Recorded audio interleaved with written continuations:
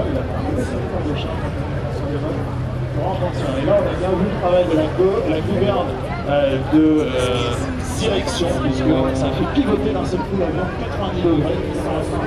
Regardez bien, sous 45 degrés, on pilote l'avion, vous voyez, on a bien peu de manche à droite, un petit peu sur la tranche maintenant. Du freestyle, du libre intégral, comme on disait à la grande époque. Travail de très grande précision, regardez, scotché dans le ciel, voyez. On arrive encore à piloter l'avion alors qu'on déplace qu'à 0 km/h. Tout ça parce que c'est des avions qui sont équipés de commandes de vol avec fort débattement.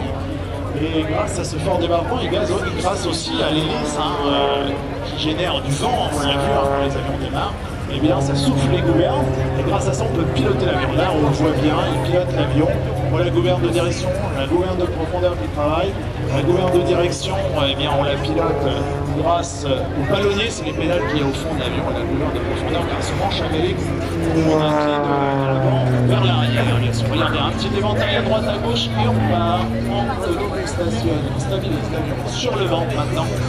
Génial, superbe, le travail du grand art tout simplement.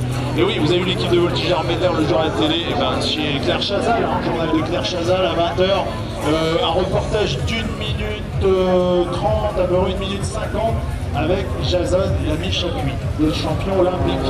Et d'ailleurs, l'équipe de Voltige qui a clôturé le 14 juillet le défilé. Tout à fait. Et Jason Lamy Chapuis, qui est pilote privé, il vole à Annemasse, dans les Alpes, chez François Gonnet là-bas. Et Jason, qui est un passionné d'aviation, et bien, il a eu la primeur de faire un tour de biplace avec le champion du monde entier. Donc lui, champion olympique, bien sûr, on l'a vu à la télévision durant les Jeux Olympiques d'hiver, avec le champion du monde de voltige aérienne. Regardez, il faut le passe vitesse maintenant. Allez, tous les gaz, ce que je vous disais, regardez, les gouvernes de profondeur, la gouverne de direction, on pilote, on a mis plein gaz là. Et on pilote l'avion, on sait du vent aussi. Le vent est important parce que on est de piloter l'avion comme celui-là, et on a redescendu sur le côté-là, rendu la main avec le manche pour reprendre un petit peu de vitesse, vous avez vu, et l'avion continue à voler. C'est vraiment extraordinaire. Là, vous avez vu un petit Paris, voilà. Arabesque dans le ciel qui se griffe. Il arrive par la gauche maintenant. Il va nous dire un petit mot, je pense. Ça se rapproche, je crois.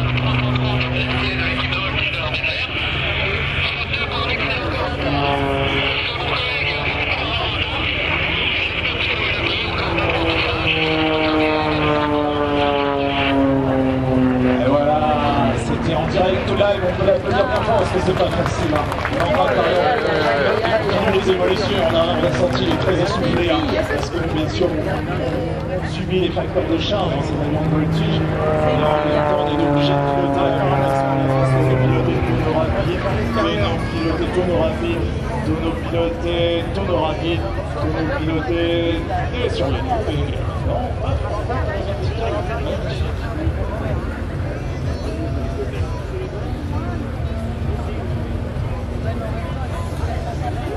voilà, après on revient sur le pas d'avion, regardez, petite pioche maintenant, c'est parti. Et puis Pierre qui est à côté d'eux, on peut l'applaudir bien fort, c'est un ami Pierre Barlotto qui contrôle son collègue au sol. Eh bien Pierre me dit que bon, ils vont aller faire le plein Capri évidemment sur le Carpodium pour offrir des autocollants, voilà, passage à je vous le salue bien sûr. Oui, Jason Lamy Chapuis qui a fait du biplace puisque l'équipe de voltige de l'armée de l'air est dotée de 3 avions, un biplace et 2 monoplaces.